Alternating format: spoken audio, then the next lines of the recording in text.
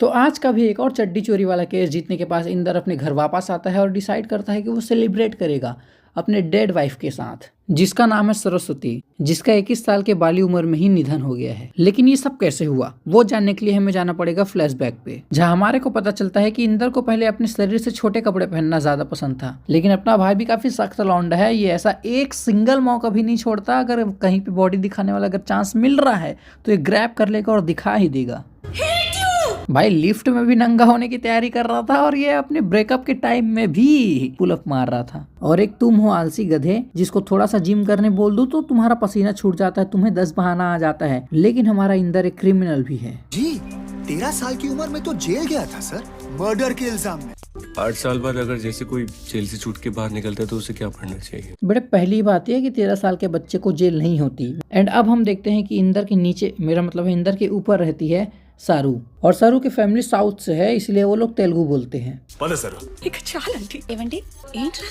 अब सरू के पापा सरू का शादी कराना चाहते हैं, इसलिए वो एक छोटा, एकदम छोटा सा डिमांड रखते हैं।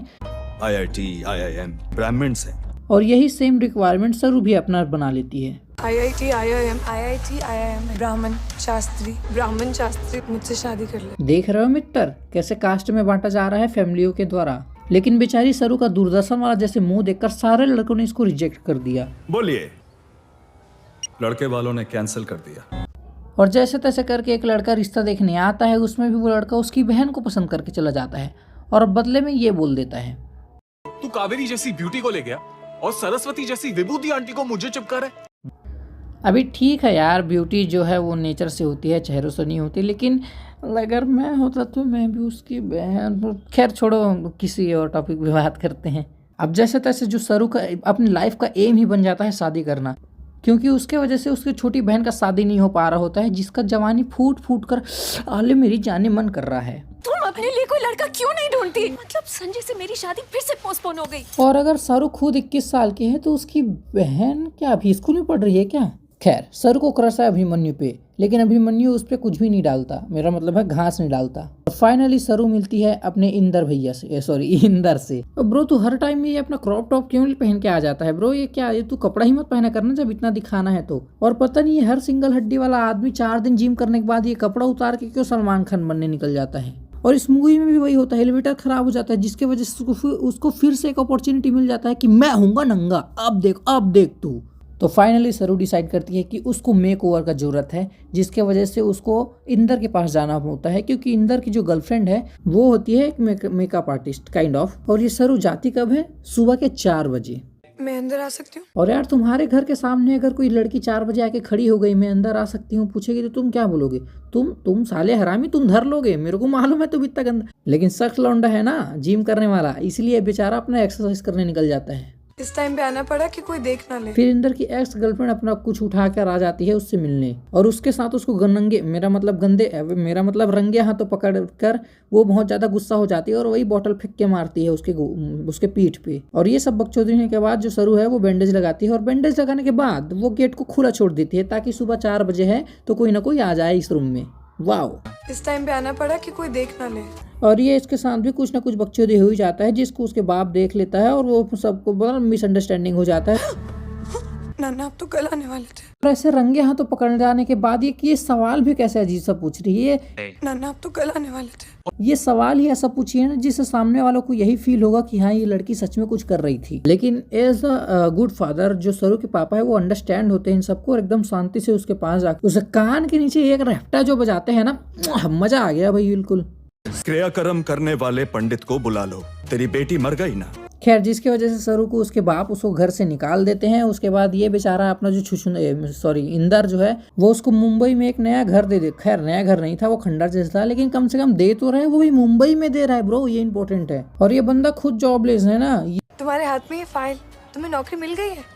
और अब टाइम आ गया है सरू का जो फेशियल स्ट्रक्चर है उसको बदलने का, मतलब उसको मेकअप करने का। तो ये कोई बड़े मेकअप आर्टिस्ट के पास ना जाकर ये सरू को लेकर जाता है चोर बाजार। देख लो, इस गधी को लगता है कि उसने इसके पीछे इतना मेहनत करा, इतना प्रीटी चेहरा बनाया है। अरे बेवकूफ़ औरत, तू बाल खुला करके बिना चश्मे के वैसी ही दिख रही है जैसे तू रात को सोने के टाइम दिखती है, कोई फर्क नहीं है ज्यादा दोनों में, समझ रही है। लेकिन खैर वो अब सरू अपने आप में प्राउड फील करती है क्योंकि वो अपने पापा के लुंगी से अपना ड्रेस नहीं बनवा रही है, जिसकी वजह से वो इतना खुश होकर अपने बाप के पास वापस जाती है कि देखो मैं कितनी सुंदर लग सकती हूँ, अब मेरे को कोई लड़का रिजेक्ट नहीं करेगा। लेकिन उसके फैमिली ने उसको रिजेक्ट करके उसका श्राद्ध करवा दिए थे। So sad. अब सरू का जैसा ही चश्मा उतरा वैसे ही जो अभिमन्यु है उसका पैंट उतरा, मेरा मतलब है अभिमन्यु उसके तरफ ज्यादा ध्यान देने लग गया था और सीधा शादी के लिए प्रपोजल दे देता है कि गप गप लो शादी। सडन मुझसे शादी करोगी? और सरू एक्साइटेड होकर सीधा हाँ बोल देती है और बेचारा छुछू, मेरा मतलब है मोमंदर, अबे यार धुरंधर क्या नाम था इसका, हाँ इंदर जो है वो बेचारा बगल में खड़ा होकर देख रहा होता है, उसका दिल एक बार टूट जाता है। ये हर दिल टूटे हुए आशिक लोग जिम क्यों चले जाते हैं यार। और आगे हम देखते हैं कि जो इंदर है वो उसके शादी का कार्ड छपवा लेता है, लेकिन बाद में वो कोर्ट मैरिज करने जाता है। तो जब उसको कोर्ट मैरिज करना ही था तो वो शादी का कार्ड क्यों छपवाया? ये क्या हो रहा है? और सरू चाहती थी कि सरू का बाप भी उसके शादी में आए, इसीलिए जो अपना छुछुंदर है अबे यार एक तो इसका नाम क्या है यार, अपना जो इंदर है वो गली में कुत्तों की तरह भागते रहता है उसके बाप के पीछे पीछे, कार्ड ले लो कार्ड। अबे तो उसके घर जाकर भी तो दे सकता था ना ये कार्ड, और उसका बाप सीधा रिजेक्ट कर देता है। और जैसे तैसे लोग शादी करने जाते हैं तो वहाँ वो लड़का भी नहीं आता, फिर से इसका चूतिया कर जाता है। और सरू मर चुकी है उसकी फैमिली के लिए, इसलिए जो लड़के का बाप है वो सीधा मना कर देता है कि हम ऐसे लड़के को अपने घर नहीं लाएंगे। इस बेटी का पिंड बाप ने जीते जी कर दिया, हम इतने लिबरल नहीं। अब ये सुन के ना सरू के गोटे तले जमीन खिसक, मतलब पैरों तले जमीन खिसक जाते हैं।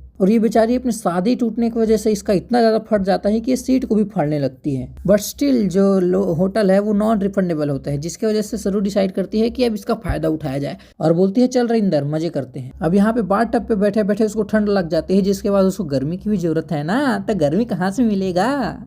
बट इंदर का अंदर, मेरा मतलब है इंदर के साथ रहने के बाद वो सुबह उठते ही इंदर से भाग जाती है दूर और इंदर को एक मैसेज छोड़ के चली जाती है, गुड बाय गप गप।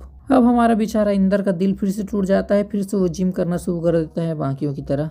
और एवरेज लड़की की तरह ये लड़की भी बदल जाती है और बोलते हैं सीधा सीधा कि मैं तुम्हारे से कुछ था ही नहीं, मेरा कुछ खास नहीं था, कुछ वाव नहीं था। उसके बाद ऐसा बकचोदी होने के बाद फाइनली इंदर को पता चलता है कि उसको एक कुछ तो भी बीमारी है। अब सबको पता है कि सरू का गिल्ली गिरने वाला है, मतलब वो मरने वाली है। तो ये इतनी कुत्ती लड़की है कि ये सोचती है कि मैं अपनी बहन का शादी देख के जाऊंगी, वो भी हिडन कैमरा लगाकर और सुहाग रात। उसके बाद ये बेचारे दोनों जन बैठ के एक रूम में कंप्यूटर मॉनिटर में उसका पूरा शादी देख रहे होते हैं बारी बारी से, जिसको टीवी कंट्रोलर से कंट्रोल कर रही है। वाओ। लेकिन इंदर के अंदर का बंदर छुछुंदर गिरी कर रहा होता है। देख भाई वो ऑलरेडी बीमार है, उस ब्रेन ट्यूमर है, उसको मर वर जाएगी, छोड़ दे उसको।